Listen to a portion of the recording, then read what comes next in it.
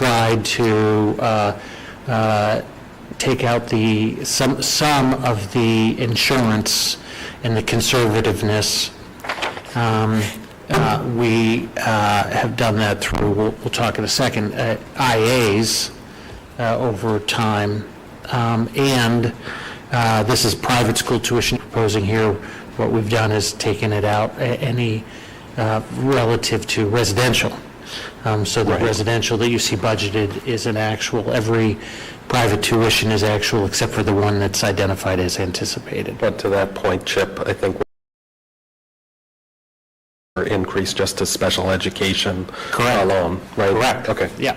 And so I just, this is a risk question. That the board needs to face, because, as you know, if we have a private tuition requirement, we will have to pay that bill, and we will need to decide where those funds come from if they aren't there, and they will by law have to come from somewhere. I know you know that. It's just a question of the risk that the board is willing to take on. And I will say that the amount that you're reducing is less than what we have in our reserve fund, but that reserve fund is not an annual fund, it's once. And so I think it's just a question of where you are in your risk profile, how comfortable you are with this reduction. I appreciate those remarks. I think that's a fair assessment and a good reminder about the importance of risk tolerance. So I appreciate that. Any questions or comments from the board on this proposed adjustment? So it's an anticipated, so it's empty at this time. So it is anticipated and empty in what we anticipate. Not only empty at this time, but we don't have someone in that seat in our plan for next year. Not actually. Oh, yeah. Okay. Well then, I support taking that out. Okay. Could you just, don't we have a perfect place at 100.4, review of development and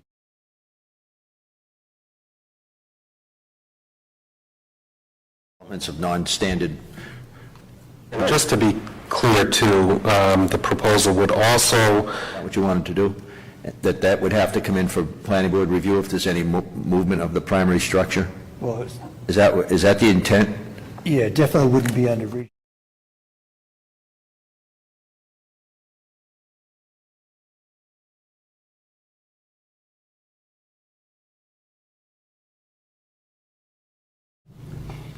Review of development on non-standard lots, on non-conforming lots. So this is, all right, 104 is review of developments of regional impact. Then I'm making a whole new category for you, for your intent and purpose, that it's review of development of non-standard or non-conforming lots. So anytime a primary structure was moved on or off that lot, it would have to come in for review. But if you could put it here, you could put it in zoning, but it would say you're moving something on a non-conforming lot where it wasn't before, you're coming in for full planning board review. Is that what your intent is? Yeah, basically, because like this is right now, we have nothing, we have no guidance at all. I know, and Down level. it's rare, but it's real. So, I'm planning director. What do you think? A new subcategory. I think that's fine. I think this is a better section than site plan. Because general provisions. Yeah, anywhere. Because general provisions covers everything. That's right. Yeah. Yeah. Yeah. You could even make it like a section 100-9. Yeah, but. Yeah, anywhere in there really, as long Yeah, as it's. It could go anywhere, yeah, or even make that the new 100-4. Review of development on non-conforming lots. If it's in there and it's understood to be that anytime those things come in, they come from It would be full planning board review. Right, like I Would think, that make it basically be so? a minor review by the board, but I mean, what prompted me on this is, I have one that I'm developing now. I've got another one that I'm looking at, and I'm like, I can design whatever I want, and nobody's really going to be reviewing it other than me, and then I just go get the permits. And there's no oversight of it, so, I'm going to check you out now. yeah, well, So does, kind of should, sort of should. Jordan, Mr. Young, Jordan Young, I got to get used to that. Do you understand what we're, Yes, I do. but do you agree with it? Because you're the guy that has to look. Yeah, of course, I do think that the planning board should look at something like that. I mean, I could To get, categorize it as that, and then be specific about it, as the chairman wants to do, about what it is we're going to review, if you're going to move the primary structure. Right, chances are you probably would never see it on a peer review, because Tim. it would be something the board would most likely Yeah. handle, but Relocated or altered in footprint? You want to, you want to get it right? Well, altered I in mean, footprint, you're going to have a lot of Yeah. cases. yeah, before no, you- that's not what the intent Well, maybe we was. should, non-conforming lots. We don't want to overwhelm the board either with anything like that. If somebody's going to put an addition on their house or something like that, that's not what the intent at all was. Non-conforming lot. So they got to get a variance, Right. and then, how about the one, how about the Building one? permit. Go ahead. And that, they'll get a building permit on that, but that was definitely not my intent at all, Jim. And this is, what strictly is, if you're going to be taking and moving your house on the lot, there's got to be a reason why you're moving the house.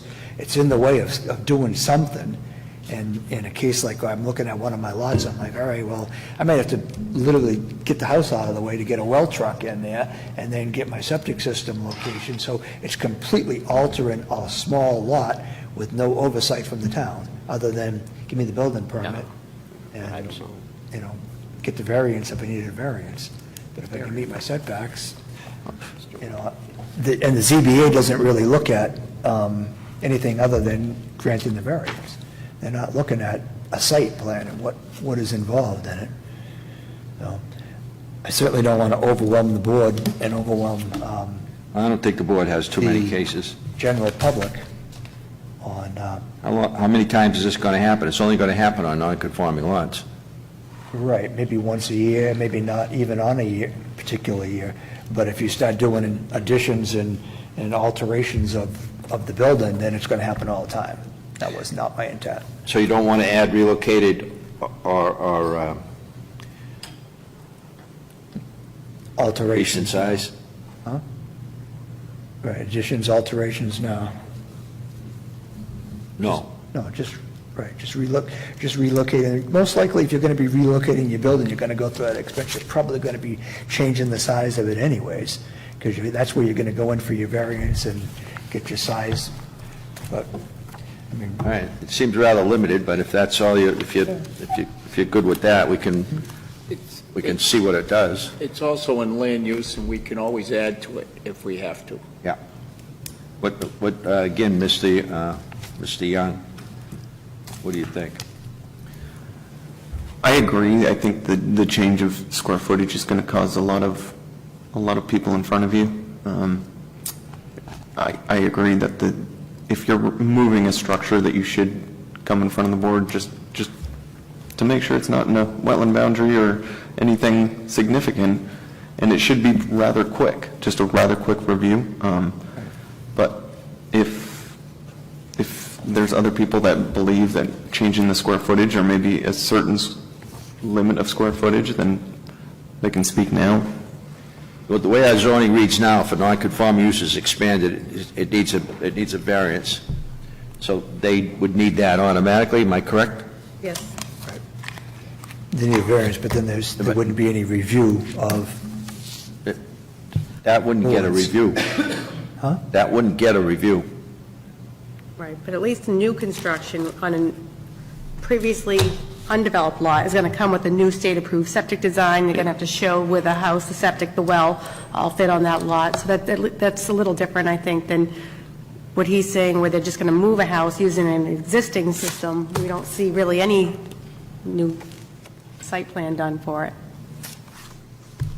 All right, so a new category with those, yep, I those think that might words. be the place where it should go. So it's going on the end? That was Danielle's suggestion? Or it could be right before the 100-4.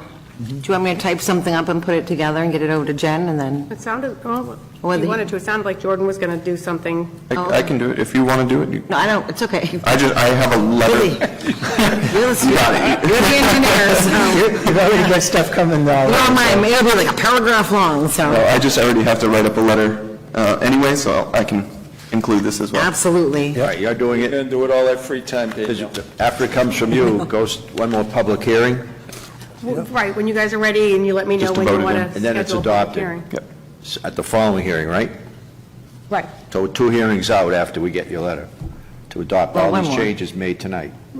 Right, land use regulations only require one. You can have your public hearing and adopt them all in the one One night. night. Yeah, we could take I'll what double check that, but I'm fairly certain it's one. they send us, and we public could hearing. just have it a public hearing and adopt it, or we could look at it first, we talk about it amongst ourselves if we wanted to, again, like we're doing tonight, and then have a public hearing. It's up to you, up to the board. I'm comfortable, everything tonight went pretty smoothly, I think, and so we should be able to adopt this at the next meeting after we get back the happy letter. We like to call them happy letters.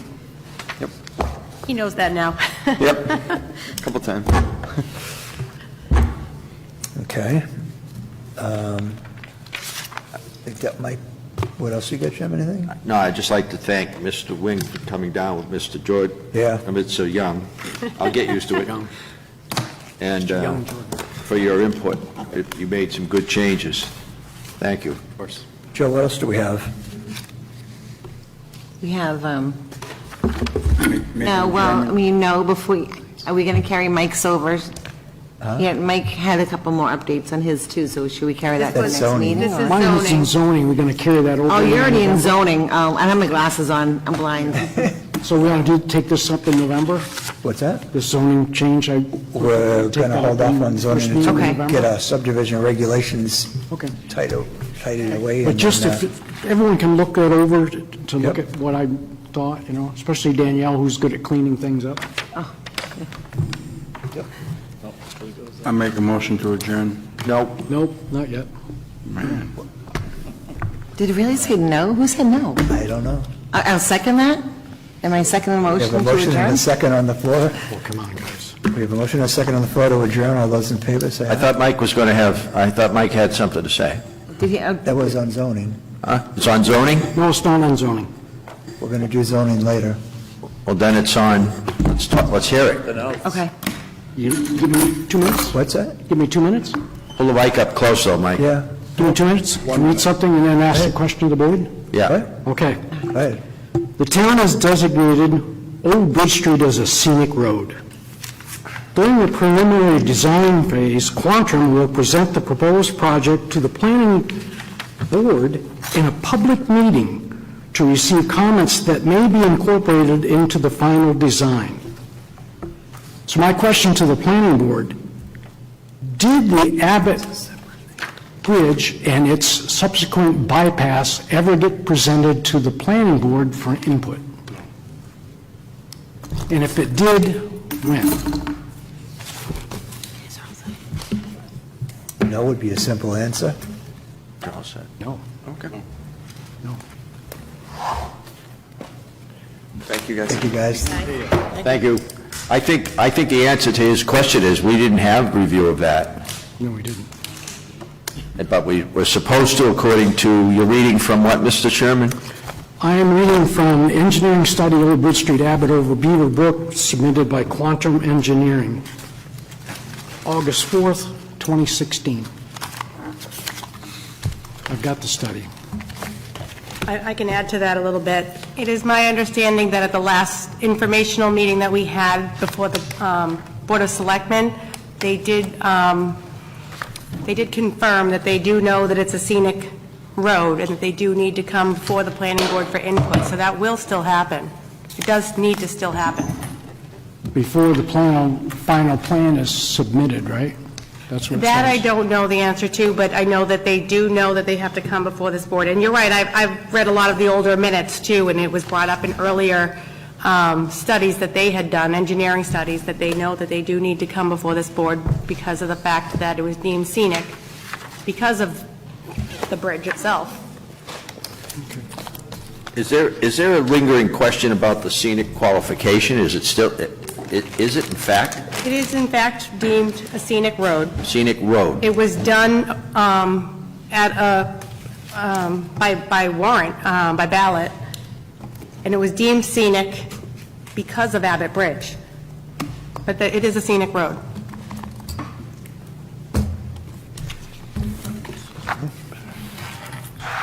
Anything else, Mike?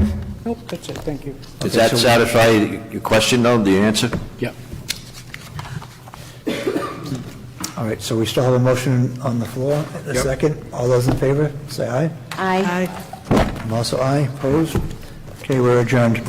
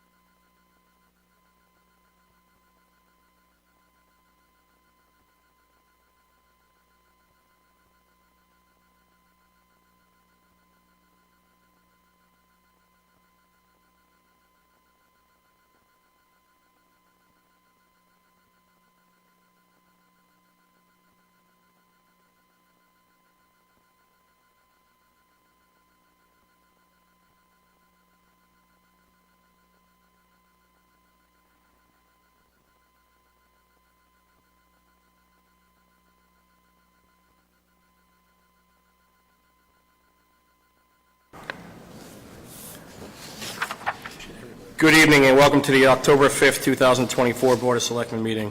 Can we stand for the Pledge of Allegiance? And Selectman Bergeron, can you lead us, please? Yeah.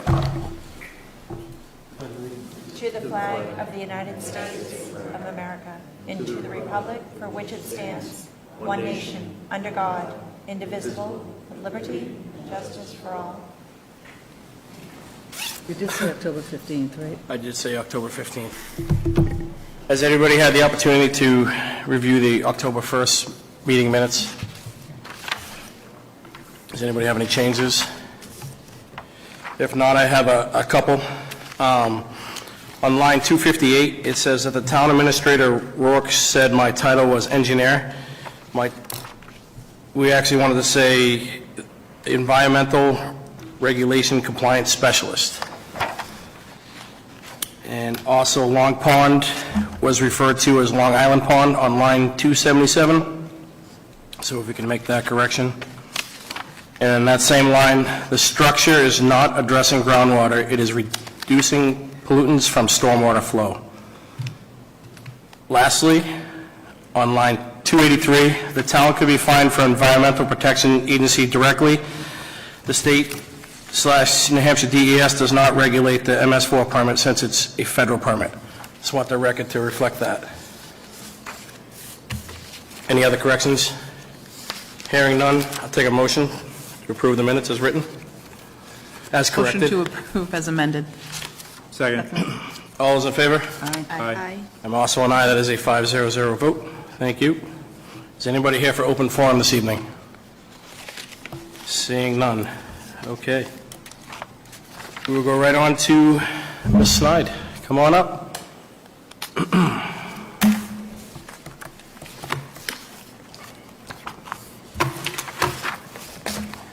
Good evening. Welcome. Thank you. Susan Snide, Assessing Assistant, and I have proposed 2 warrant articles, one to increase the exemption amounts for basically amending the existing elderly exemption, but I'm suggesting increasing in keeping with the increase in values of approximately 2% from year over year. I've advocated increasing the exemption amount by approximately 2% from 114 to 116 for the first level, 164 to 169,000 on the second level, and from 212,000 to 218,000 on the third level. I'm advocating keeping the income levels the same and the asset levels the same, but the board can amend that or suggest changes if we so choose. Any questions for Ms. Snide on this? I think it's fairly straightforward. Okay. On to the next one. With the same thought of increasing the exemption amount for the blind exemption, we're currently at $57,800, and I've advocated another 2% increase of $58,900. And down below, you can see my chart of the communities that have the blind exemption that are similar to us, or at least in the same region. I try and keep us in the region, the southern tier of New Hampshire. Cost of living is expensive here, so I want to like communities that have similar responsibilities, if you will. Absolutely. Any questions for Ms. Snide on this? Hearing none, sounds like, again, okay, we're good to go there. Do you want to take a vote to accept these warrant articles as written or as presented? Yeah, if there's no discussion, I think that'd be appropriate at this time. Does anybody want to make a motion? We'll go one at a time. Mr. Chairman, I'll make a motion. I'd like to make a motion to accept the increase for the elderly exemption amount as prescribed by our town assessor, Sue Snide, as level 1, 116,000, level 2, 167,000, and level 3, 216,000. There's a motion on the floor. Is there a second? Second. All those in favor? Aye. I am also an aye. Any opposed? That is a 5-0-0 vote. That leaves us with the blind exemption.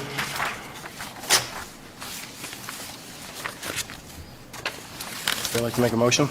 Mr. Chairman, I'll make a motion to accept the blind exemption increase from $57,800 to $59,000 as prescribed by Town Assessor Sue Snide. There's a motion on the floor. Is there a second? Second. There's a motion and a second. All those in favor? Aye. I'm also an aye. That is a 5-0-0 vote.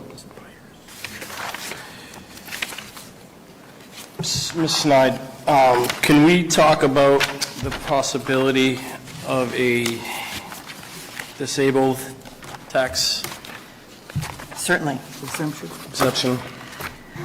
How do you want to dive in?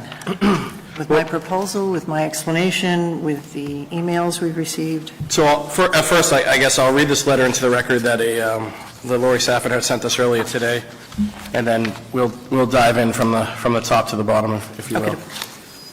From Lori Safford, 49 Old Gates Hill Road, Pelham. After reading the warrant articles, I understand and agree with raising the amounts of the elderly exemptions, but I would be in favor of increasing the income limits in the amounts of assets. I do not know how a couple could live on $58,000 today. Regarding the blind exemption, I would also advocate for a larger increase. Salem has $130,000 and Hudson has $121,000. Couldn't we raise it to $75,000 or at a minimum the average of $64,000? Thirdly, if we are going to put property tax exemptions on the ballot in March, I would like to add a disability exemption under RSA 72:34B. There are a couple of single moms in Pelham with disabled children who don't qualify for RSA 72:34A because they haven't had to spend a fortune modifying their homes. But these single moms are trying to care for severely disabled children while supporting a household on their own. Could the board please advise how to write and get a warrant article on the ballot in March? So I guess I probably should have read this into the record before we started, but if we can move forward now. Okay. So earlier today, I was asked to do some research on what would happen or what it would look like if we were to propose a disabled exemption, and I'm going to correct Lori in here. It's actually RSA 72:37-B, not 34-B. And so I did. I drafted that warrant article for your review. This chart is where I got my information from, or how I derived the numbers that I presented to you in the warrant article. Again, I was trying to keep within the southern tier of New Hampshire, like communities, and what I did is I pulled out all their disabled exemptions, and this is from 2023, by the way. This information is all dated from DRA, and it's a year old. So in 2023, the towns of Amherst, Bedford, Brookline, Hudson, Atkinson, Hampstead, Londonderry, Newmarket, Salem, Wyndham, and Bow all had disabled exemptions under 37-B. Their income limits vary for the married and single, and their asset limits all vary, again, for single and married. And then I did the median income for the communities just as a qualifier for your information. DRA also has the total exemption amount granted under 37B. I included those. I then included the tax rate and then calculated out how much was deferred to others via this tax exemption for the disabled. I then created averages and medians of all of those columns, except for the tax rates. And then I made a recommendation of $101,000, actually $102,000 for our exemption value amount, keeping the income limits with our elderly exemption income limits of $48,000 and $58,000. The average asset limit came out to be $150,000. I rounded it up to $150,000. I don't know if we want to go up to $250,000 or not. It's kind of a judgment call. In keeping with our elderly exemption is $250,000 right now, so for assets. I was also asked the question, how did these communities arrive at these numbers? And so I called a few of them. I got we really don't know. The boards, whatever board or town council was involved, created these numbers.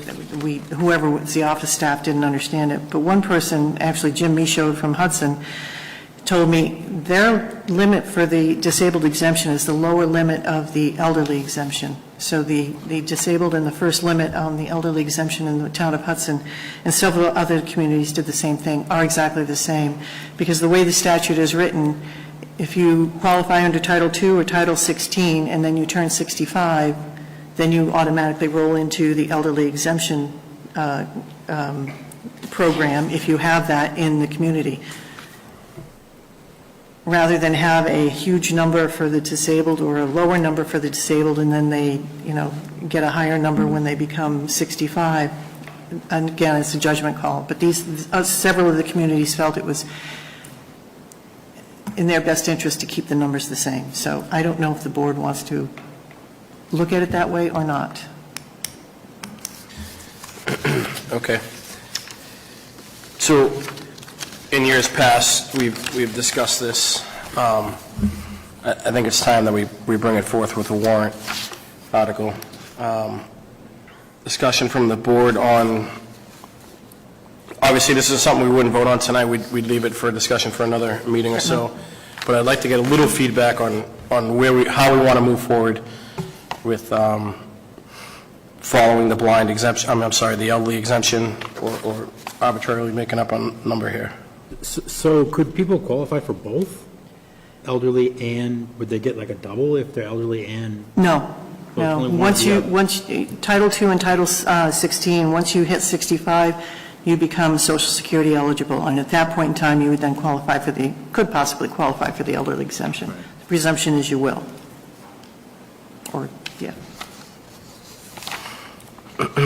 I mean, I think I'm fine with it. We just got to really figure out the numbers. Right. It may almost make sense to do similar to the elderly. And we've tried in the past, or previous boards have tried, I believe you said 2014. Right. Okay. Selectman Aber, did you have some comments? I did. Thank you, Mr. Chairman. I think that I'd like to follow policy that is already out there and in the southern New Hampshire area, and I want to thank Ms. Snide for doing the research on this. This is very helpful, and your graphs are your grids are very helpful here. And I agree with Selectman Bergeron that keeping it in alignment like other towns with the elderly exemption makes a lot of sense and easy to explain for our tax assessor when she's the one dealing with all of the phone calls. Okay. Any other questions or comments from the board? Charlene, have anything to add? Nope. All right, so I think the consensus of the board is we'll move forward and bring it back at the next meeting for further discussion. Okay. Thank you for getting that done this afternoon. Oh, you're very welcome. Appreciate that. Thank you. You're welcome. All right, Ms. Penny, you are up. Okay.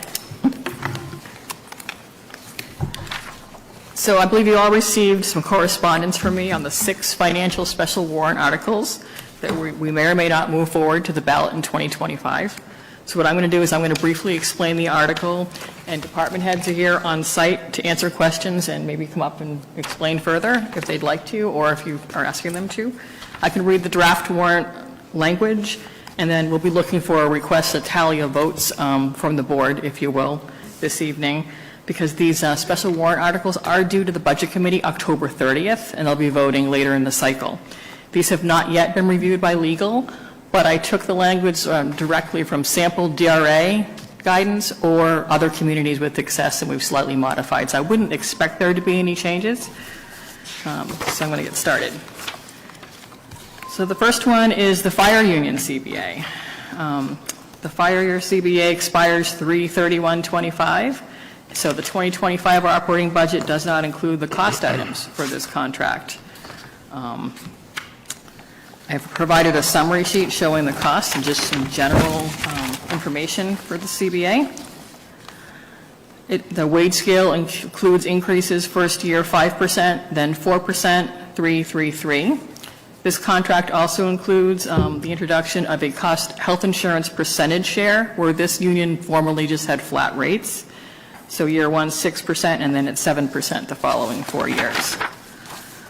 So the first year cost, as with any collective bargaining agreement, we have specific language to use, and we list all 5 years' costs. Year 1's $123,521, with a total cost of $523,722. Joe, do you have anything to add, or?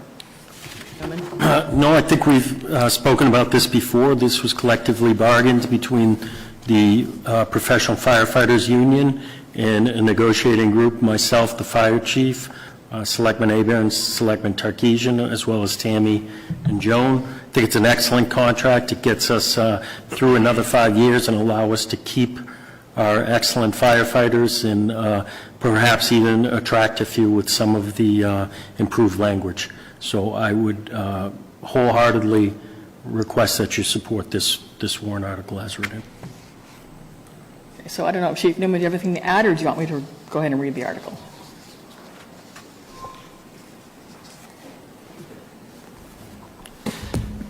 I just want to echo what the Town Administrator Joe Rourke said. I think this is a good contract for our firefighters and for our staff, our firefighting staff out there. I spent 23 years in the fire service. 100 days of that I've been here.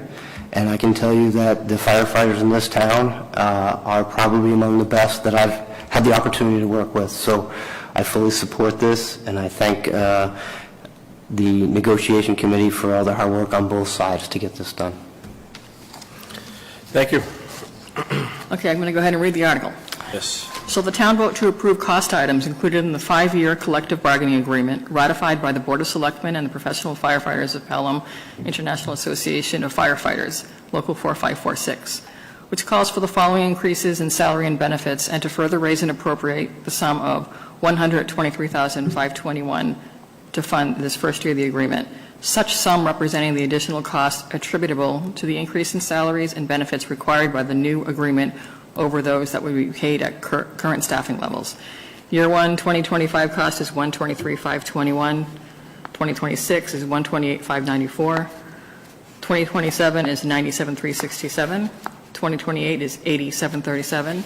And 2029, which actually includes 3 months of 2030 because of the way these contracts are dated, is $93,503 for a cumulative cost of $523,722. Any discussion from the board? If not, I'll take a motion to approve the proposed language for this warrant article. Joe, I'd like to do it by roll call, please, because we're going to put the tallies on the warrant. So I'll make the motion. Is there a second? I will second. Motion and a second. Selectman Corbett? Yes. Selectman Tarkisian? Yes. Chairman Croto? Yes. Selectman Bergeron? Yes. Selectman Aber? Yes. That is unanimous. Good job, everybody, on that. That was a lot of work. Thank you, Chief. Thank you, Tammy. Okay, next up is the article for a fire apparatus establishing a capital reserve fund. So the fire department seeks to create a replacement for engine 3 in 2027, to order a replacement. And the capital improvement plan recommends that this project be funded through a newly established capital reserve fund, with at least the first deposit being fully offset with fund balance. The CIP ranks this project as needs research simply because the full cost of replacing the apparatus and specifically what will be purchased is not known yet. This will be determined by a study committee. We anticipate that the purchase will cost over $1.5 million, and we'd like to start putting away funds in a capital reserve. Further deposits will be required to have sufficient funding when the order is placed, and lead time for large fire apparatus is currently 3 years. The 2025 deposit, once again, would have no new tax impact to the homeowner because it would be fully offset by unassigned fund balance. Chief, did you have anything you wanted to add? Yeah, absolutely. One of the things that we identified when we were looking at the apparatus replacement was coming up with a way to replace apparatus as they get older. And the challenge was to find a way to minimize that impact on the citizens moving forward and have the flexibility to figure out what high-end vehicle, meaning fire engine, fire tanker, or something that we were going to need, those costs run around that $1 million time frame, or costs, excuse me. So the other side of that coin is through Primex and our insurance, the majority of our apparatus is insured at the 20-year line for 20 years. And then after that, the insurance changes to the cost of the vehicle itself. So it basically goes down for what that cost is for that vehicle.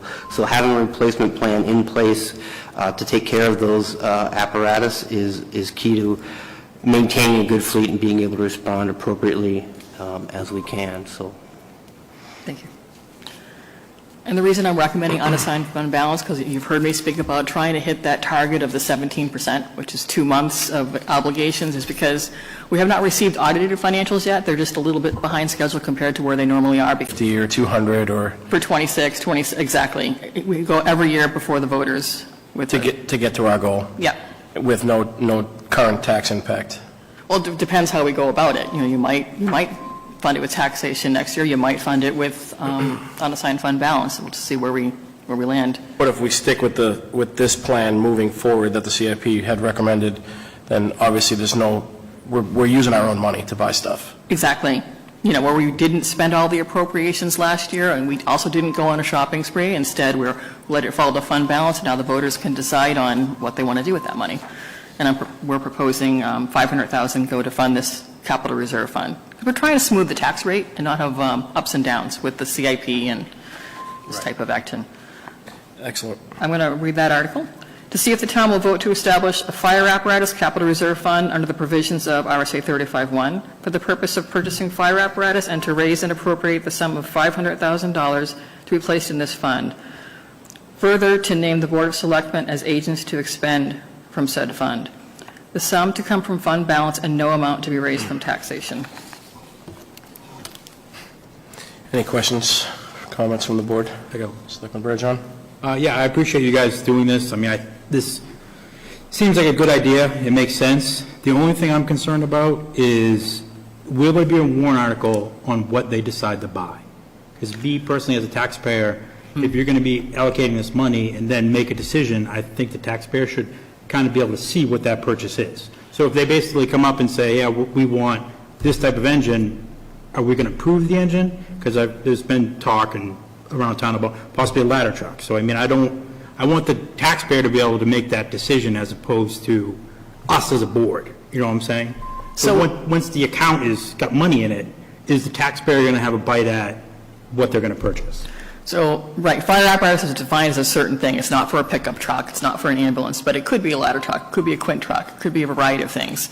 So we don't know what they need just yet because the study committee hasn't come together to figure that out. So you could establish this capital reserve the way it's written. Yep. The way it's written, you have the authority to spend. The Board of Selectmen does. It leaves it there, but I was just wondering if we get to the third year, we have the money, they know what they want. Are we going to be putting a warrant article for the town to allow to expend for X? So we wouldn't have to. We wouldn't have to. Because of the way this is written, because we've named the agents to expend. Now, if we don't name the agents to expend, you will need a vote. So, I mean, I don't want to slow up the process, but I also want to kind of...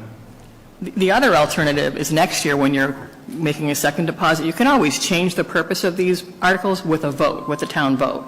So if we get into year 2 and the committee is met and they decide, have an idea of what we want to purchase, we could vote to repurpose the capital reserve fund. Either approach would control it. I have a question. Please. The study committee, who would make up the study committee and who would decide who's going to be on the study committee? Is that something the fire department does on their own? Yes, so the intent here is to bring some of the stakeholders together from internal and from the community to sit down and come up with that study. So it would be broader than just the fire department making that decision. It would be members, stakeholders that have a piece of pie. So Board of Selectmen member, a budget committee member, somebody in the community to have a seat at that table to who's out there in the community to help have a voice and say their piece as well in the committee. Selectman Aber. Thank you, Mr. Chairman. Is there appetite to change the wording of this to establish fire and/or EMT apparatus so that as we're establishing the fund, it can be used for equipment that you need without going back to the taxpayers? I think for this application, not for the EMT side of the house, but in building that apparatus out, the equipment that would be stacked in there would be part of the monies that would be spent. and we use the ambulance revolving fund for the EMT side for when a new ambulance comes through, the equipment that goes on that one, if that answers your question. Follow-up? Please. So if you needed an advanced EMT vehicle, would we have to establish something else or go back and repurpose it, as Ms. Penny was saying?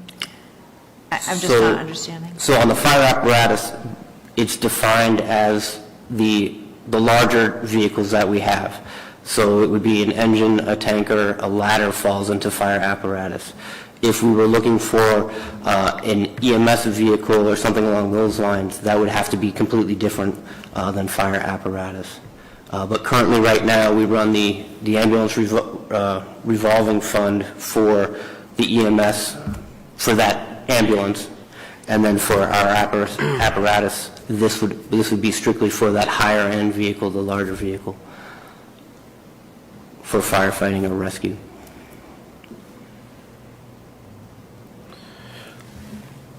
To Selectman Bergeron's point, I think you were saying if we put all this money in there and then the fire department wants to go out and buy a ladder truck and we don't need one, we want to make sure that the citizens have the ability to say And I'm not saying we yes or no. don't need one, it's just typically for the taxpayer, they see, I'm voting for a 2025 Freightliner, this, we usually give them all that information so they can make a decision. Sure. I'm perfectly fine with this, but maybe remove the fact that we're the expenders.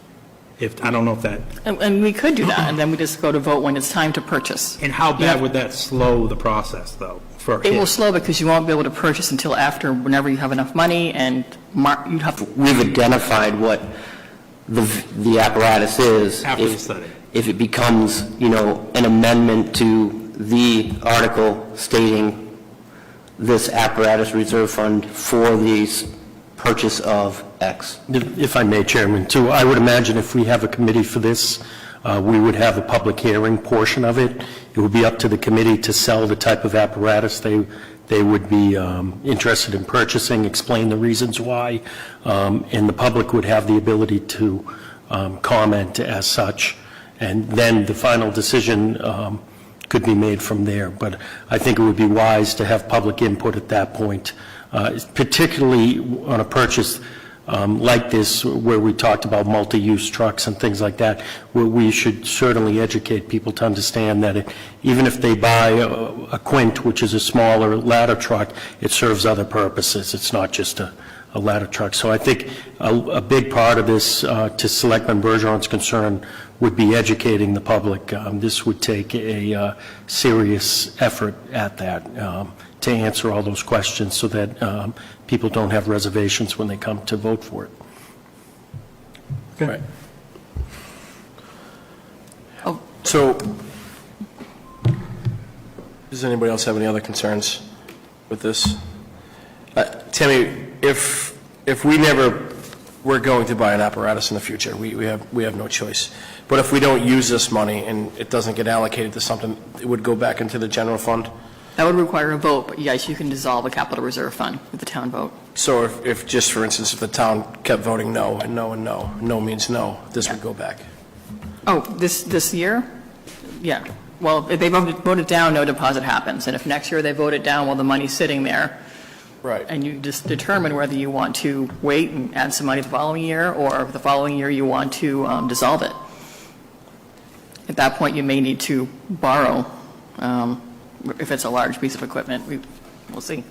Right. And there's no expiration on this either, right? No. So, okay. Any other questions?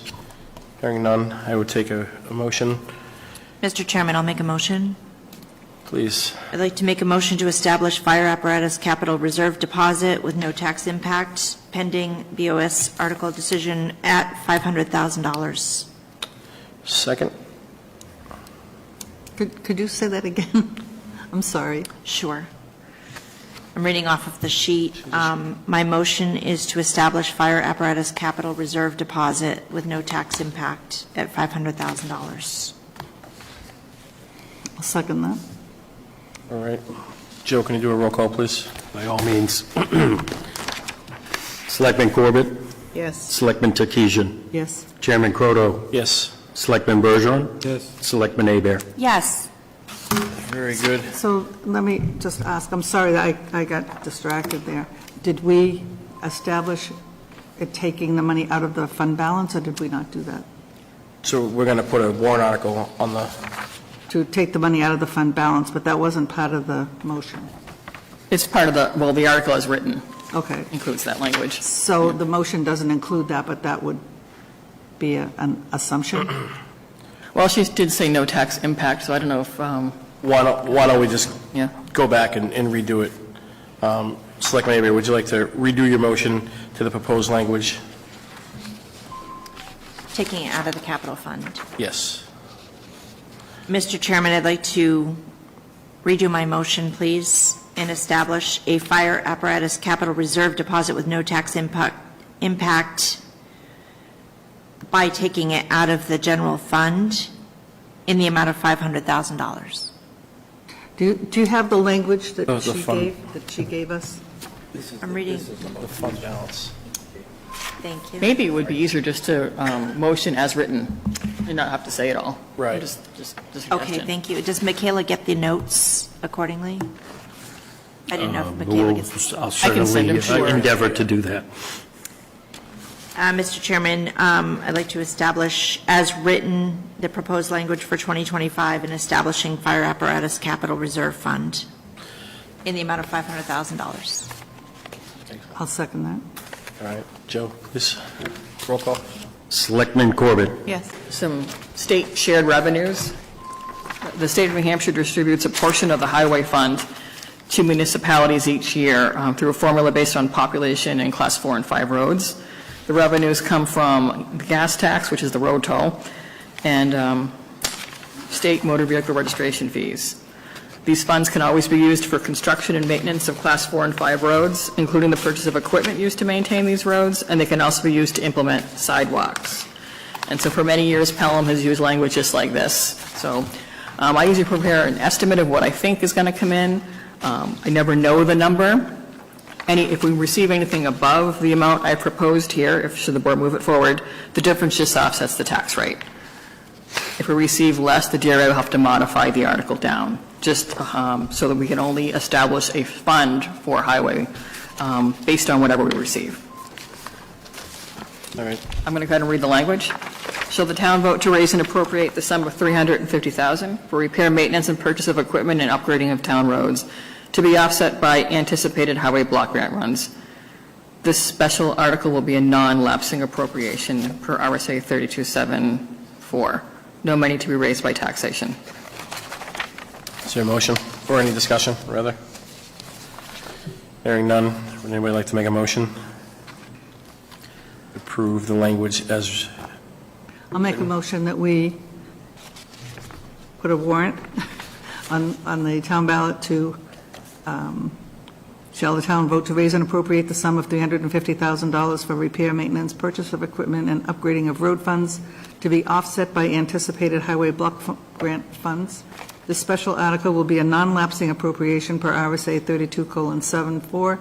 No money to be raised by taxation.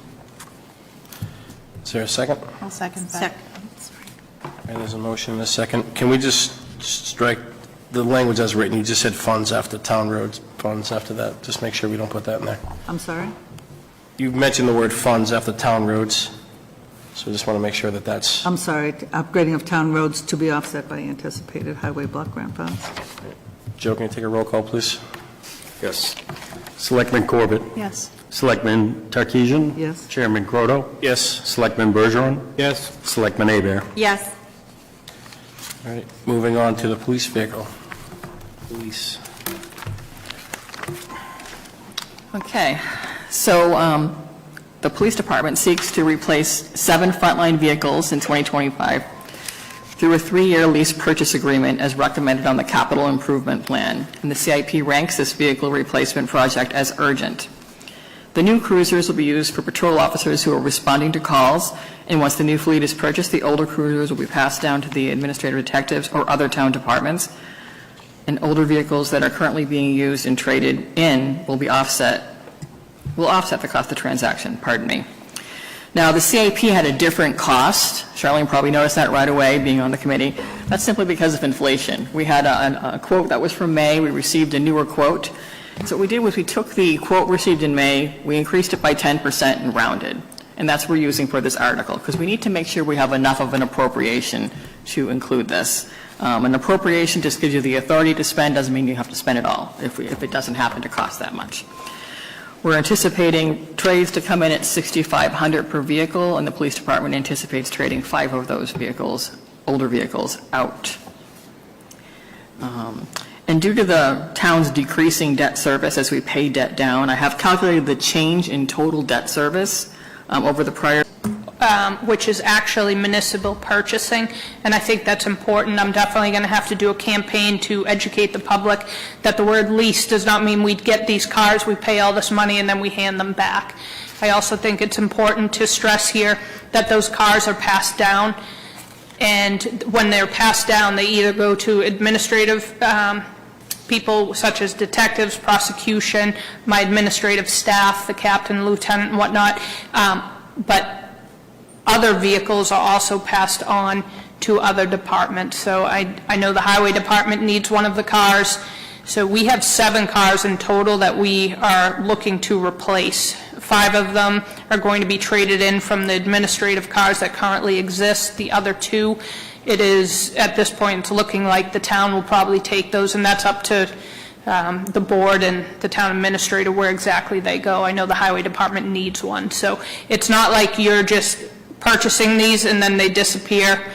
They're being used, and they're being used for years. By the time we trade in a car and we actually get these leases, we're talking a year out practically before they start turning over, and we usually bring them 2 of the black and white cars with the lights, switch them out, and then they become administrative cars. So we shuffle them. It's not like they all show up one day and then you just give them all back. So we take the equipment that currently we have. The only thing that we have to outfit and pay for that's new with the equipment in there, which is a perk to doing this all at once, is the consoles are the only thing that we have to purchase that doesn't fit properly into the new cruisers. Everything else is interchangeable, which is a bonus.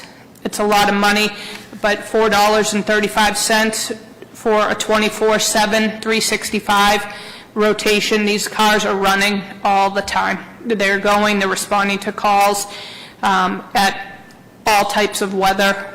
It doesn't matter. It doesn't matter if it's 110 degrees or it's below 10. We're still coming, and you need those cars to start and run and be reliable.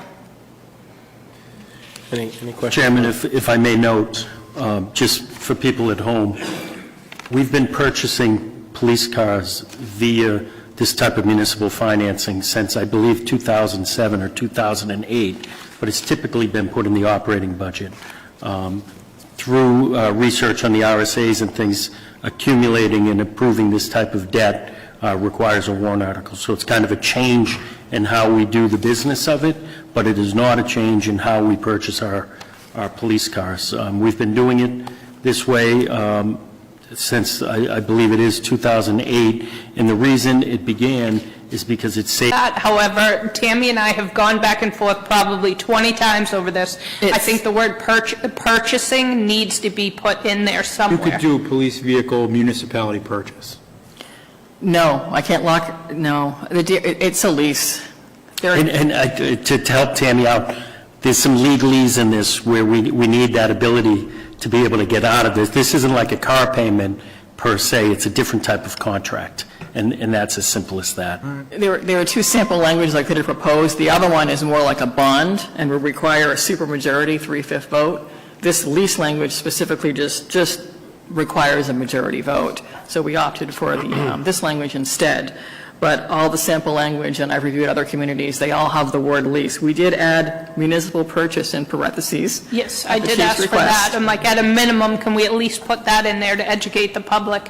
And then I think that it's my job to get it out there and educate people as much as possible about what this really is and what the history of purchasing is. And that's on me if I get paid the big bucks. I mean, I see where we could possibly make a change, and we can try it and see what legal says for the purpose of purchasing instead of lease purchase.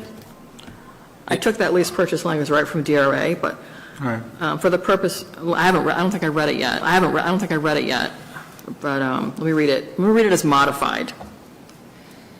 To see if the municipality will vote to authorize the selectmen to enter into a 3-year lease municipal purchase agreement for $456,000 for the purpose of purchasing 7 cruisers for the police department, and to raise and appropriate the sum of $150,000 for the first year's payment for that purpose.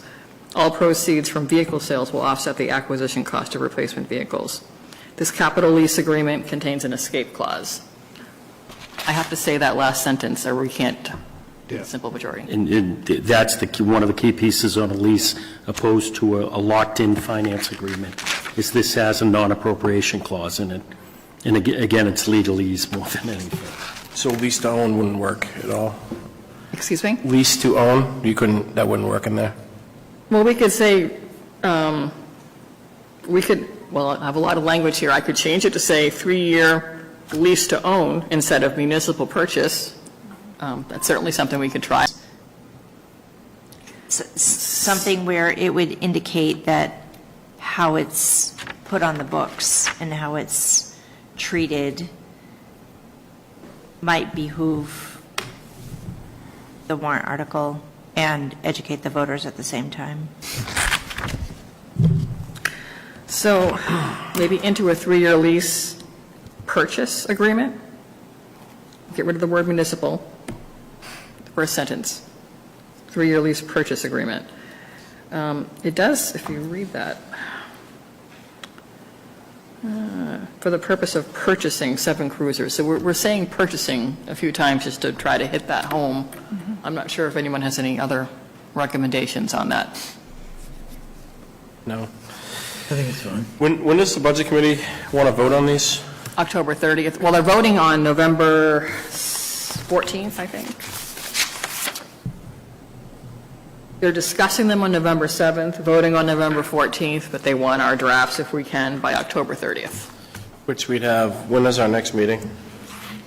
I think the 29th of October. I wouldn't recommend pushing it back, because all of these warrant articles we speak of tonight have to be vetted by the attorneys, and if we push it to that, we may get pushed up against that. So if you want to leave the flexibility on the language and vote in principle of the idea of it, all of these could be modified, not materially, but the attorneys could change some of the language in it. So if you are inclined to support the concept of it, you could vote that way, and Tammy and the chief can work through some of the semantics of it. What's the board's thought on that? We comfortable with that? Do you want me to read it one more time as I think you want it modified? By all means. Okay. To see if the municipality will vote to authorize the selectmen to enter into a 3-year lease purchase agreement for $456,000 for the purpose of purchasing 7 cruisers for the police department, and to raise and appropriate the sum of $150,000 for the first year's payment for that purpose. All proceeds from vehicle sales will offset the acquisition cost of the replacement vehicles. This capital lease agreement contains an escape clause. Sounds good. Say your motion. So the police department seeks to add a 3rd SRO effective 4/1/25, as the school district is requesting. Adding another school resource officer would also allow for the assignment of an officer at Veterans Park over the summer. The new school resource officer would be covered under the police collective bargaining agreement, and estimated first-year costs include 39 weeks at the bottom step patrol officer rate, benefits, retirement, and the cost to equip the new officer. Now, the cost for the first year would be $87,948.64, and the chief is here to speak further on that. I wanted to start off, I have wanted to put a 3rd school resource officer in since I became a chief. It has been pushed off because we have had so many different things that keep coming up that are end of life, and they're costing the taxpayers money. The school and the superintendent is here in support of this. They know that this has been on my agenda, and they know at some point it was coming. Once we had to change the way we were doing the leasing of the vehicles, and we had to put a warrant article forth, I was not going to bring this forth this year because we're asking for a big money ticket with the warrant article. After some discussion with the schools and just hearing on the radio and seeing how much bouncing around my school resource officer is doing from the elementary to the middle school, at that point, when the superintendent said, is this still even on the table, or are we too late?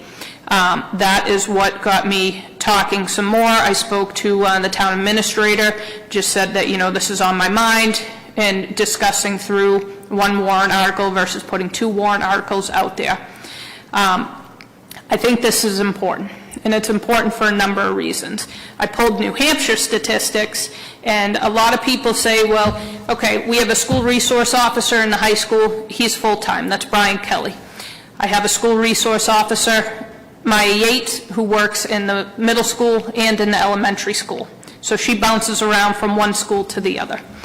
A lot of people have come back and said, just keep someone in the middle school. Why does the elementary school need a school resource? To the school system and restraining orders, and cops have to be present when kids are doing exchanges or maybe getting picked up and there's some parental custody issues. But over and above that, let's talk about the Safe School Act. The Safe School Act protects the children, and it mandates the school system to do a lot of different things. Some of that is reporting bullying.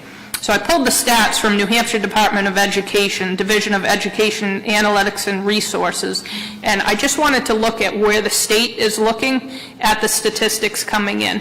And do I have even those numbers that the Board of Education actually gets? And this isn't Pelham, this is for the entire state of New Hampshire. But the stats are actually higher with the bullying incidents being reported in the elementary than any other school.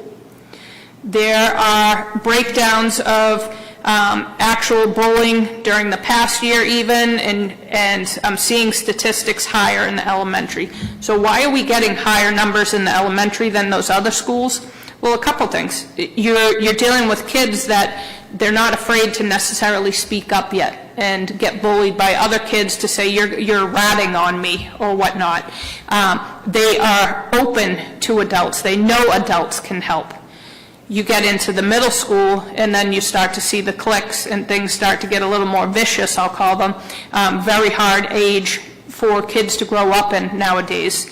My school resource officer is extremely busy in the middle school. She's extremely busy in the elementary, but more high-level stuff in the middle school that is flowing outside of school or coming from outside of school, and then things are taking place in school. So statistically, we document anywhere between 64 and 79 calls of real investigations per year in our school systems. Those are the stats that we actually have written down. They do not cover the mentorship, the mediation, the safe school meetings, the emergency planning meetings, the reports where my school resource officers are trusted, and a child comes and says that they were an officer and I saw the effectiveness of the position, but I saw the effectiveness of the position because I worked in schools, I had contact with parents, I had contact with students of all ages, I had contact with staff members of community that live in the community and are outside of the community, but they're interacting with the kids. And I used to say to the Chief Rourke, that there's no offense, I think your position is extremely important, but I think the school resource officer position is actually the most important in the police department because you have the ability to communicate with so many different branches and set the pace of people. So even to this day, I have parents come back to me that have their children, and they are sharing stories, and I was their school resource officer. I happen to have been 2 of the board's school resource officer back in the day, and now I interact with their children.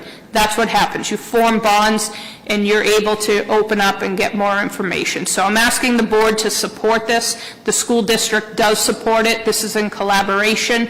It will put someone full-time into the schools, and it wouldn't be for, really, it'll take us a year to get someone up and running, but hopefully by next fall we could do that. It would be we're not taking it from our current staff, it would be an additional police officer, And then the goal is, I know the town is looking to have an officer down at Vets Park over the summer, and we hope to be able to do that. If this goes through, I should have the staffing to put someone down there Monday through Friday once we fill that slot throughout the Vets Park, the camp.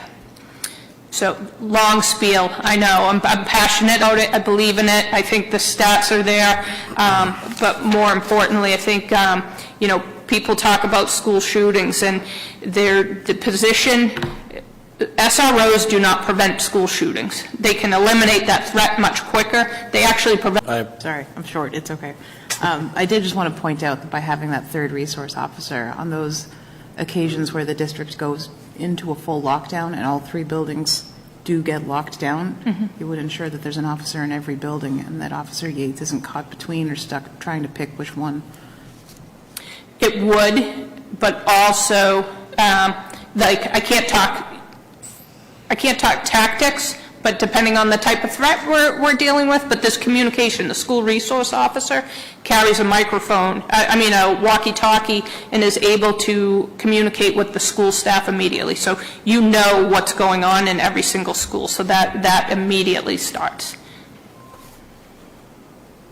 Good point. Any other questions from the board? Okay. Shall the town vote to raise and appropriate the sum of $87,949 for the purpose of hiring and equipping an additional school resource officer effective 4/1/2025? If approved, the appropriation for this position will become part of the annual operating budget in subsequent years. I'll entertain a motion. Motion as written. I'll second. There's a motion and a second. Joe? Selectman Corbett? Yes. Selectman Takesian? Yes. Chairman Croto? Yes. Selectman Bergeron? Yes. Selectman Aber? Yes. That is unanimous. Thank you very much. Thank you. Sorry, I was long-winded.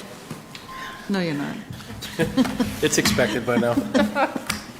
Okay, this is Well, the if we brought last. Chip up, it would have been a lot longer. I don't know what he means by that, Chip, but, all right. Our last warrant article for discussion this evening. Okay. This one, the Long Pond Watershed Principal Forgiveness Loan. So this would be, the Planning Department has received pre-approval for a principal forgiveness loan through the Clean Water State Revolving Fund for the purpose of creating a watershed plan in the Long Pond area. Authority to borrow is required. So this would be a principal forgiveness loan. The way this would work is if they submitted like 50 grand in expenses to grant oversight, they would take note of that, and interest starts accruing as soon as we get that reimbursement. Then when they meet all the requirements of the project, it closes out, and we're told how much we owe in interest only. Rates are currently around 1% to 2%. We don't know what the rates are yet, but we don't anticipate the interest costs being any more than $2,000. In fact, it probably would be less. But they're up here to explain a little further than I just did, because I'm not an expert on that subject matter. If you have anything to add. Well, I think you did really well. So to this, I'll speak to it for a second because we met on this earlier. This would potentially be our 7th warrant article on the ballot. Is it 7? If we do the... Well, operating budgets would make the 7, yes. Yeah. So potentially, that's a lot of warrant articles. We're in the middle of the MS4 project that we just approved, sending the other opera funds to last week, or last meeting, rather. This seems like a good project, but I think it's too much at once on Long Pond. That's my opinion. I know I had a little discussion with you guys earlier that we may not be able to apply for this next year. It may not be available to us. We can apply again, but we're not guaranteed to get the funds again. Okay. And part of this process, they give us pretty much a checklist, and we just go down the checklist, and they say, okay, you did this, okay, you did that, so on and so forth. So the chances of not being reimbursed are pretty slim. That's right. However, my opinion was, I think we're bogging down the ballot with a lot of warrant articles this year, and maybe this one's best for next year, but again, that's just my opinion. What's the rest of the board think? Selectman Abear? Thank you. I'm a big believer in putting it on the ballot and letting the people speak. I was president. This is a very competitive type of loan as well, so we can apply again next year, but we were told by DES that it's not a guarantee, obviously, like Dina had just said, that we would qualify again next year. We were ranked last for getting money. We were ranked this. last this year? Yes. Okay. So we were the last people to get awarded money. How many people were in? There was 25 applications, and we were either 11th or 12th. Okay. So what qualifies you to get the money or to be offered the money? What qualified us to do that? So I filled out an application through New Hampshire DES. Basically, it's a pre-application, so we were pre-approved for this money. At this point, if we get the warrant article passed, then we will have to do different steps to get the actual approval, because I'll submit a full application June 30th or June 1st? 30th. June 30th? Okay. The application last year was June 1st, so it's a little confusing because it's like the same time. But basically, we just go through and we say, like, this is why we need a watershed management plan. So I can, some of the ways that we were elected were because of having the MS4. Some other things include what the plan can do for the pond itself and the community. So I talked about education. I talked about how we would work with Massachusetts on this. There's a lot of different criteria, and I just went through the criteria and applied what I could to the best of our abilities from what I think this the loan could do for the pond and how we could utilize. And what we already have, that the MS4 little whatever we were doing down there? So what you approved last year, or allocated ARPA funds for this year, was a requirement of the EPA's Municipal Separate Storm Sewer System Permit. So in Appendix F of the permit, which is our Water Quality Limited Water Bodies Appendix, Long Pond is a phosphorus impaired water body, meaning that there's too much phosphorus going into it. As a result of that, the EPA came up with a plan, and we've been a part of this permit since 2018. It was, it was delegated to the towns at that point. So throughout the plan, you're given steps every single year to improve the water quality. So like for year 3, we had to complete all of our mapping of our storm drains, et cetera. The end of year 6, so the end of year 6 was when we needed to have the structure put in place. That is due to Appendix H requirements. So in year 4, we had to put together a phosphorus source identification report. So with DES and the University of New Hampshire, they came up with a map that basically gives everywhere that town-owned parcels what their ranking is for how much they're polluting based on impervious cover. So from there, the next year we had to designate, okay, what municipal parcels could we retrofit with a structure? So that was year 5. And then year 6, you put that structure in one of those parcels. So it's kind of building up every year as you go. And I would say the structure is, in my opinion, it's a bit like extra credit. So we can do this, and it can help us a lot. And at this point where Long Pond is for its impairment, for its problem, we can get it off that list. There's still a chance of removing the pollutant enough so that we can get delisted. There's other communities and other water bodies that are unfortunate enough to be on a worse list. So I won't get into the semantics of that list, but basically, if we move to a worse condition, we would have to do a plan anyway. We would have to do, I believe it's somewhere between like 10 to 15 years worth of planning and steps to get to a point where the EPA is happy. It's very complicated, and I'm very grateful that so far none of our water bodies are at that stage. I think like Derry is one of the communities with that worst list. I'd have to look again, but basically at this point, a watershed management plan is just to help the work that we're doing now for the MS4. And I can take credit for it in the annual report and be like, this is what we're doing.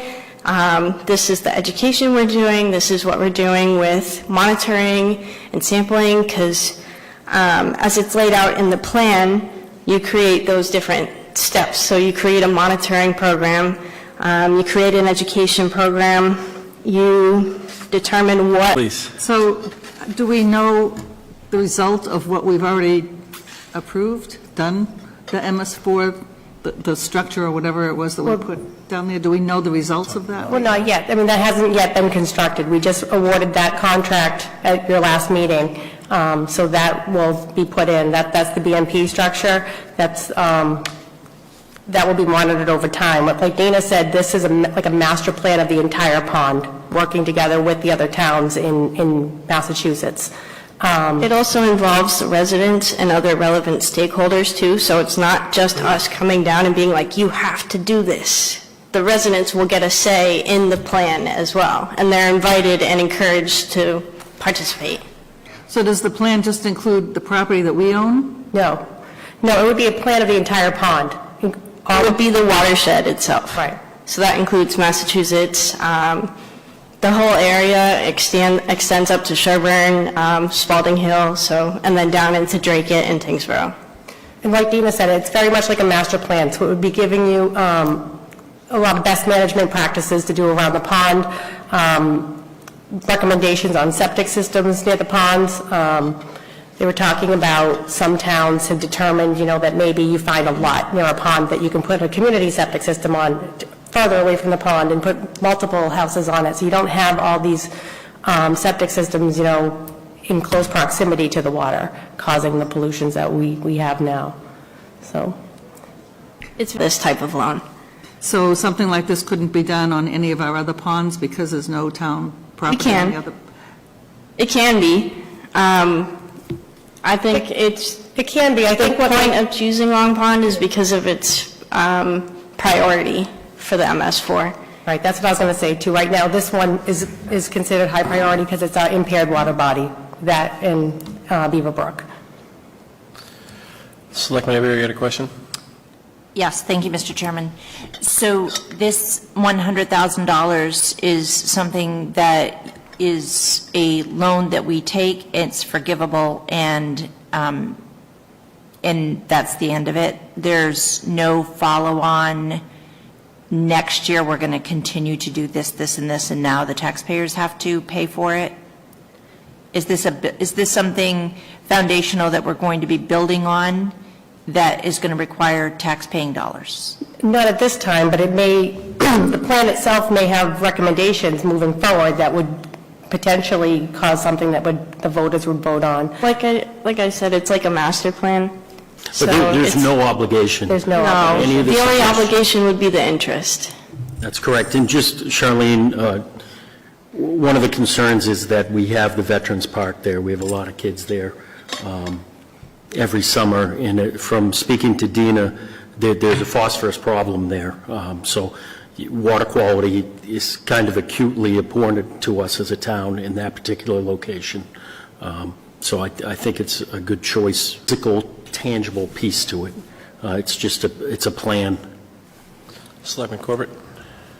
At the risk of seeming like I'm speaking ill of the absent, when we were discussing the MS4 project last year, Selectman Cody kept asking, to Selectman Takesian's point, why do we have to do this? Why do we have to take this on?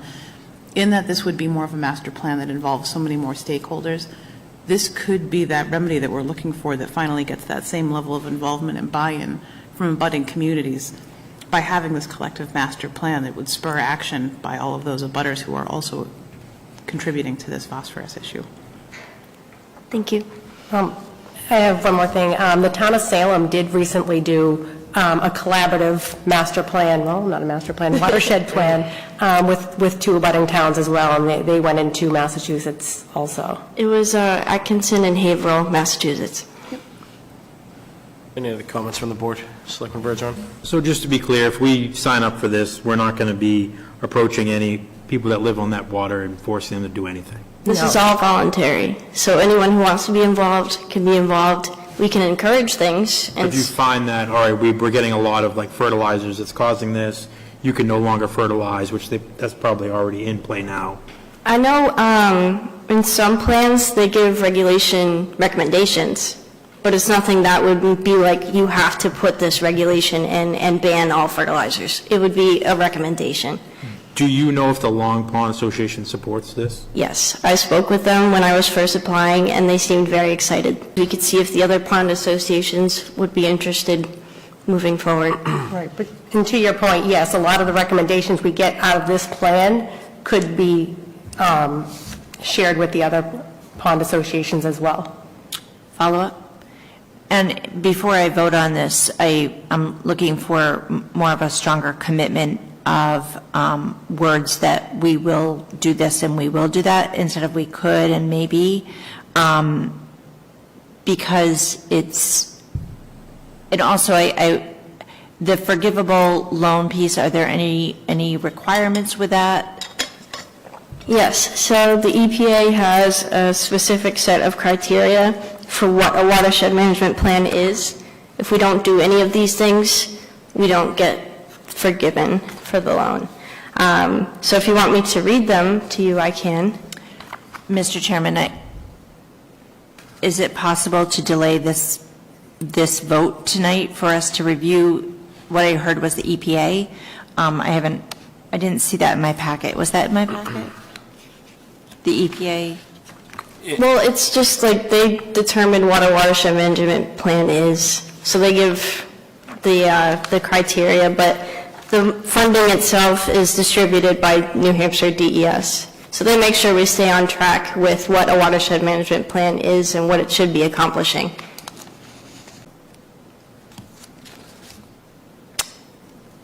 Would you like me to read it? The general requirements are in our package. Is that what you're gonna read? I included the application, and there are some links referenced where it's from the Clean Water State Revolving Fund, but I didn't produce names of I can read it to you. It's wicked quick. It's literally just bullets. By all means. Criteria A, identify causes and sources of pollution. B, estimate pollutant loading into the watershed and the expected load reductions. Before I keep going, I would like to say I copy and pasted this from the EPA. So this is the exact wording. C, describe management measurements that will achieve load reductions and targeted critical areas. D, estimate amounts of technical and financial assistance and the relevant authorities needed to implement the plan. E, develop an information/education component. F, develop a project schedule. G, describe the interim measurable milestones. H, identify indicators to measure progress. And I, develop a monitoring component.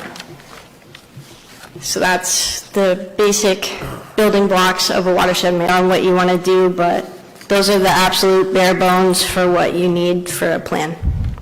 Tammy, did you speak to someone, was it Dina or someone else, that said in the history of this loan forgiveness program, no one has ever not been forgiven? I did, because I was concerned about the forgiveness and what would happen if we didn't meet the requirements. I contacted Grant Oversight. I think her name is Kathy Bray. Thank you. And she said she's never heard of a community not meeting the requirements and not getting the loan forgiven. I'm not sure if that answers the question about what we need to do for the plan, but the loans do typically get forgiven because they'll keep prompting if we're not doing what we're supposed to. New Hampshire DES will keep us on track because they will assign us a project manager. And we have the same one. It would be, we have the same one that we're using for the asset management program. So it would be the same contact at DES. So I have a question on, obviously we own land on Long Pond, so that's why we can continuously go to Long Pond and try to make it better. Little Island Pond, the town doesn't own any land on it. So we couldn't use any of this study or any of this information or this loan to do anything on Little Island Pond, correct? You can use recommendations. They're both freshwater ponds. They're both pretty similar environments. Each kind of depends on if it gets more specific at that point, but we can use a lot of the same strategies that we will find or will be recommended, because these are created by an environmental firm. So we use the money to pay the firm to create the plan. And DES gives us a list of firms that they trust and know have done these before.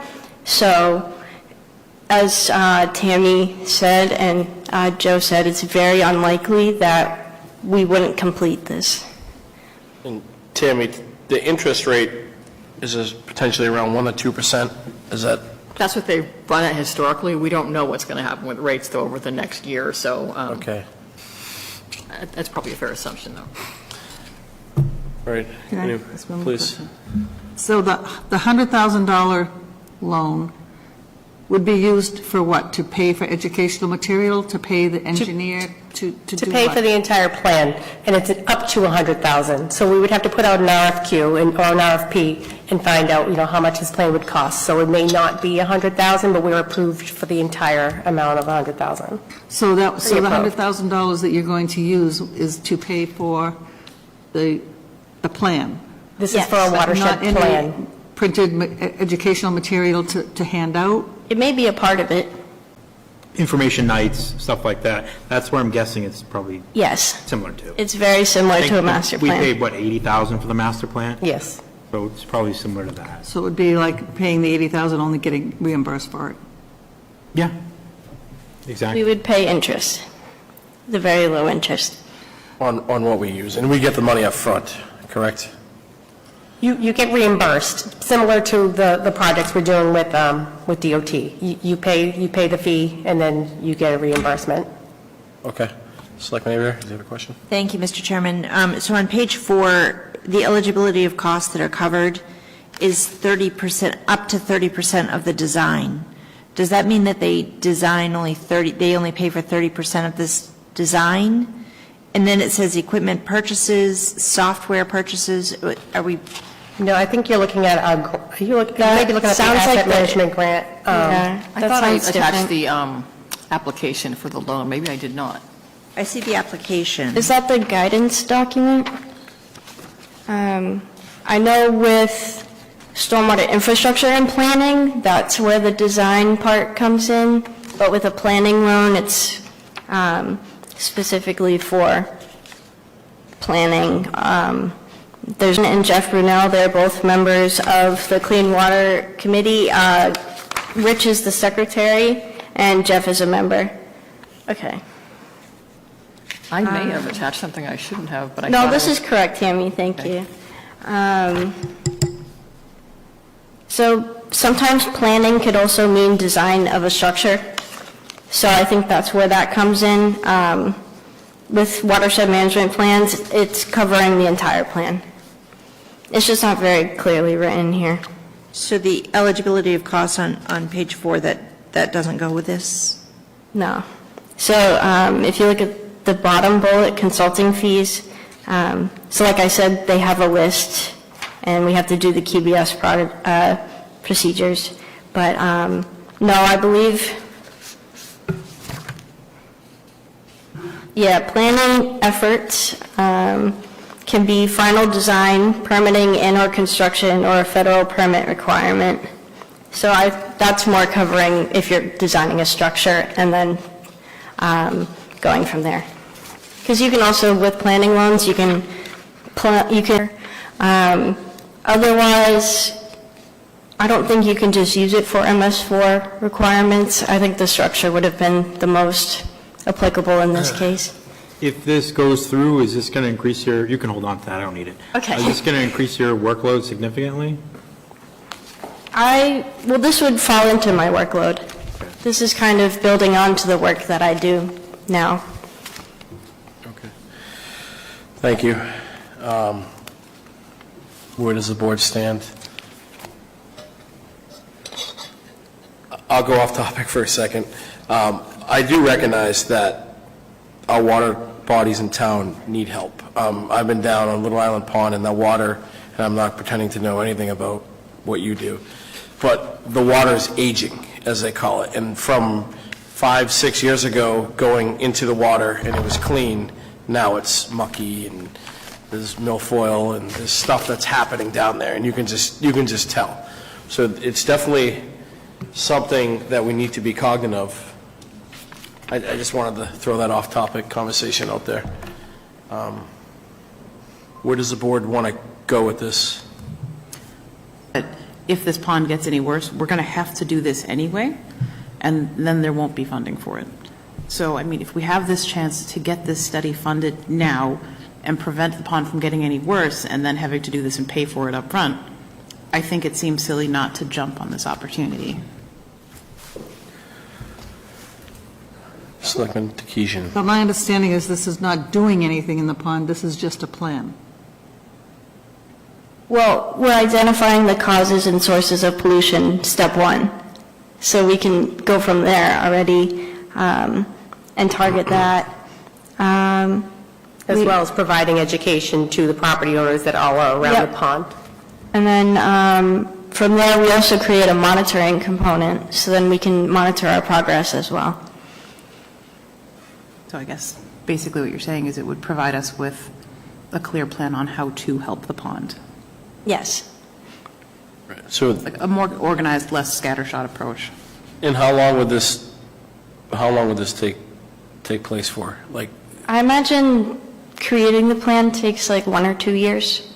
Probably the same. Be a watershed committee, would there be a need for that, similar to the master plan? Yeah. This would. The stakeholders group. Yeah. Is usually with something like this, you create a committee of, so it would be DES, me, folks from the Pond Association, any other residents who are interested, any folks who use the beach, because it's a public resource, selectmen, really anyone's welcome to join once it's created. all right, is there a motion on the floor? Do we want to move forward with this the way it's written? I don't think I read it yet. I'm not sure if I did. That Do was you want me to read it? Or are we not moving? Go ahead and read it. Okay. Please. To see if the town will vote to raise and appropriate the sum of $100,000 for the purpose of creating a watershed management plan for Long Pond, to authorize the issuance of not more than $100,000 of bonds or notes in accordance with the provisions of Municipal Finance Act, RSA 33, and further to authorize the selectmen to word it that way because there is a possibility that it could be denied even though it's never happened. And a majority vote is required. Yes. I'd like to make a motion. All right. I'd like to move that we post the warrant as written. Leave it to the voters. Is there I'll second it. There's a motion and a second. Joe, roll call, please. Further discussion? Selectman Abeer? Thank you, Mr. Chairman. So I'm going to vote on this to send it to the voters. I'm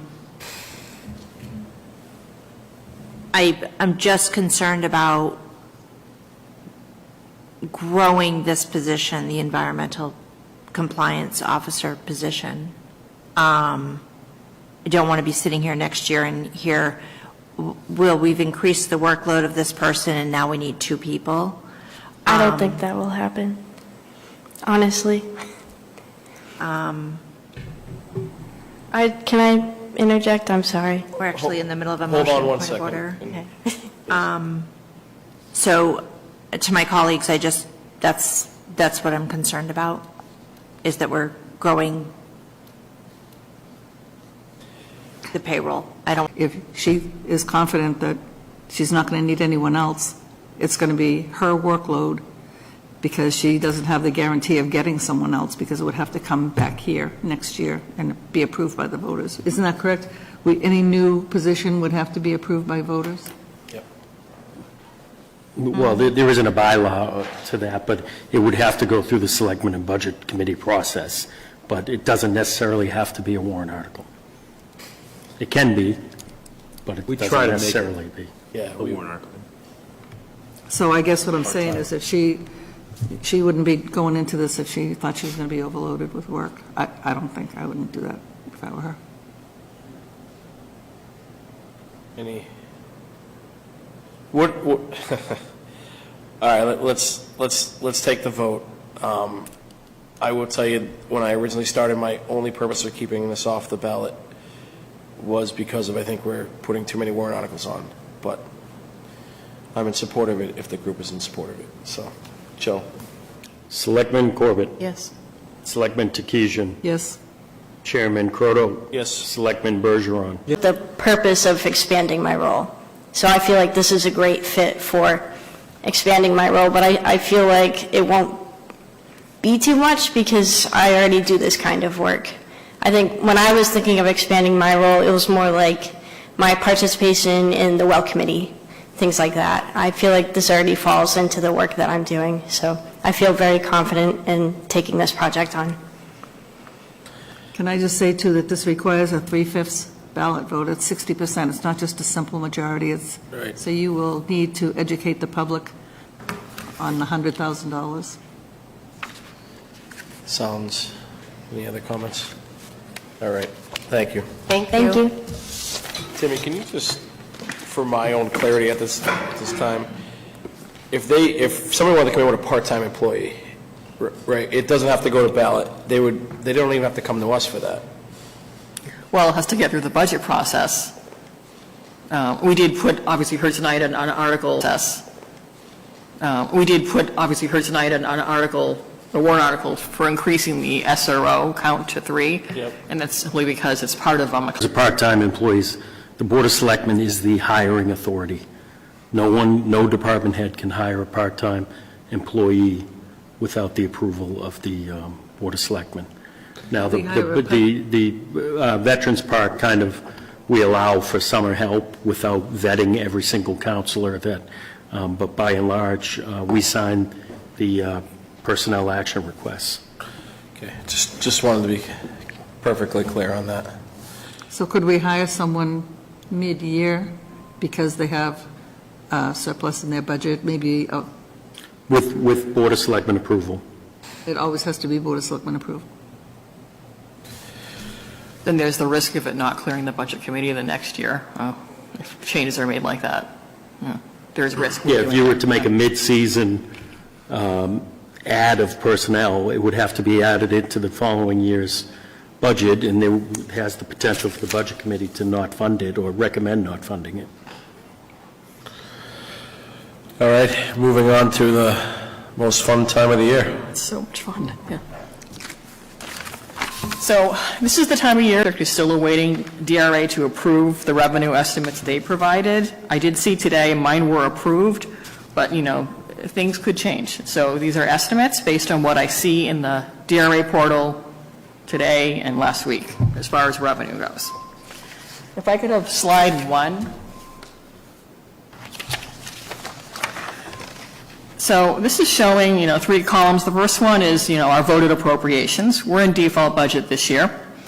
And based on any estimates that I showed to the public during meetings, assuming certain use of fund balance, assuming we're going to recognize certain revenues, we would have had a $5.41 municipal tax rate.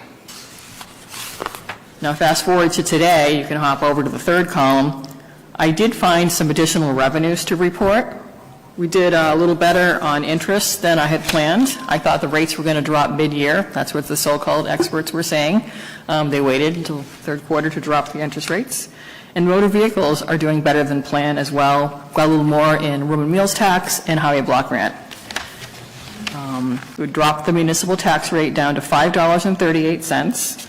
That's 4 cents lower than the 2023 rate. Can I have slide 2, please? And I'm always coming here and asking to build unassigned fund balance because the New Hampshire Government Finance Officers Association recommends between 8 and 17%. If you think about it, 17% is just 2 months, 8 to 17% of our obligations, total obligations, meaning what we have to transfer to the school, what we have to pay to the county. It's good to hit that 17% for most organizations because we collect property taxes twice a year, but we have to pay the bills all year long. And I can tell you with certainty that when I first got here, cash flow was much tighter. I think that was because the previous 2 years, there were decisions made to use a large amount of unassigned fund balance to control the tax rate. And we also, even though we did kind of exceed, I could see the 2023, the unassigned fund balance is 15.95% of all our obligations, including the school. That's a misleading number because we right away reappropriated $670,000 in March for the CMAQ roundabouts. So while I don't 100%, I can't predict the future, this is my best estimate. I think we're going to land around maybe 15% at the end of this year. It depends how we do with unspent appropriations. It's much tighter this year, being in default budget, and I'm watching some of the budgets. I think legal's going to run over. A lot of them are going to be spent right to the penny. It's hard to tell what's going on with storm season coming with highway, or there's always a little contingency in public safety for large events that may or may not happen. So we will have something to return to the voters at the end. Could I have the next slide, please? Slide 3. So this shows tax rate history, and the orange and red, I just want everyone to know, I'm going to reiterate, this is a draft. It's pending. I think I said 4 cents earlier. The town rate is going to drop by 5 cents should the board agree to use $250,000 in unassigned balance. And the school will go up because they have rising costs. They're also in default status. And like I said, that number could change. But if these numbers hold, the impact on an average home or the median home, which is around $525,000, in total for the tax bill is $68.25. Now, homes that are valued higher, of course, feel the impacts a little more. I did include in the memo how different uses of fund balance would impact the municipal portion of the rate. $150,000 would only drop the rate a penny. $300,000 would drop the rate, municipal rate I'm speaking of, 7 cents. And I'm just looking for a motion to use some unassigned fund balance or not. The interest revenue that we've been receiving over past years, and the board may be in the position where they'd like to use more next year to continue having a flat-ish municipal rate, or having it drop a few cents at a time. Okay. Tammy, there are towns that don't have assigned fund balances. What would be the negative of not having this? So you're going to have to probably borrow to meet your obligations, like a tax anticipation note. I don't know if there are any towns that don't have any unassigned fund balance, but there are some that have very little unassigned fund balance.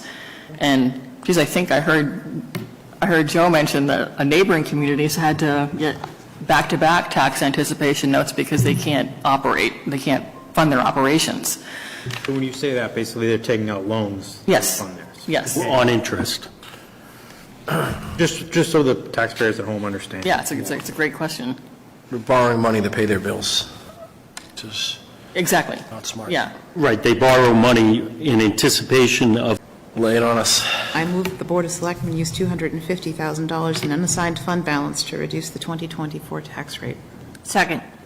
There's a motion and a second on the floor. All those in favor? Aye. Aye. I am also an aye. That is a 5-0-0 vote. All right, thank you. I'll report back to the board once we have the final rate set. Hopefully, it's going to be right in line with what we have here. Again, Tammy, thank you for everything you do. Thank you. You make it easy for us in this aspect. Well, certainly it makes it. Tammy's not done yet. One more agenda item. Oh, yeah. I wasn't done yet. This is going to be real quick. I just wanted to get on the agenda to talk about the trust fund for the All-Person Trails project. Just a little quick history. The board, voted to designate Brian Johnson as the project manager. In September, at the last meeting, I know you guys talked about this project a little bit and how you're deciding to move forward without accepting grant money. And I think there was some conversation about establishing a trust fund. I just wanted to clarify a couple things. At the time, we were waiting for the New Hampshire Municipal Association to get back to me on a question I had, because I wasn't sure if we could mingle that trust fund. And in the meantime, if Conservation or Forestry have voted to assign a portion of their funds towards this project, they can just pay for some of the bills that come in. But we just can't intermingle everything into the trust fund. I just wanted to clear that. Another thing I heard, I don't remember where I heard it, I just want to put it out there to clarify, we cannot use highway block grant monies for parking lots. We can use paving if we need to, or just people's downtime to work on that parking lot. I just want to clarify those couple of items, and that's it. Any questions from the board? Tammy, thank you. You make it really easy for us. Moving into discussions. Anybody have anything for discussion this evening? Hearing none, I'll add that Patty Colbert passed away last week. He's been a 30-plus year member of the planning board, and I've known Patty for a while, and he was a great guy, and thank you for all the time served to your community and the state. You will be missed. Meetings and back in the regular meeting room. That's anticipating the Festival of Trees will be in for the first week of December, I believe. So hopefully, people at home, bear with us if you have planning department business. Just understand it is a temporary space, but the new space is going to be excellent. They're moving ahead on that, and hopefully by January 1st, everything will be back to normal in the building. Selectman Corbett. Reporting from the Budget Committee, all of the stuff on our side of March Road has been taken care of. All of our department heads have presented their budgets and defended their budgets beautifully to the Budget Committee. And we took our tour of the school facilities over this past weekend, and we look forward to moving on to the school's budget. Excellent. Selectman Dikesian. I have nothing to report. This is new. This is real new. I'll add that the five of us just went to the and people really turned up to get educated, so that's what I have for now. Selectman Bergeron. We got forestry, they had a meeting, they approved the all-purpose trails to be put at Merriam Farm, so that was good, it was a unanimous vote. Economic development, we were able to get one of the signs up on the northern side of 38, the Salem line. Seems to be all positive reviews, so that's a good thing. And next one we'll hopefully be trying to get on the southern side of 38. But that's all I have to report. Selectman Hebert. Thank you. Spinning off of Selectman Bergeron's comments, economic development, we were contacted by American Foods, also known as Candy Break, over in on 38 on the south end of town, and they'll be expanding and adding 40. I am also an aye. That is a 5-0-0 vote. Good night, Pelham.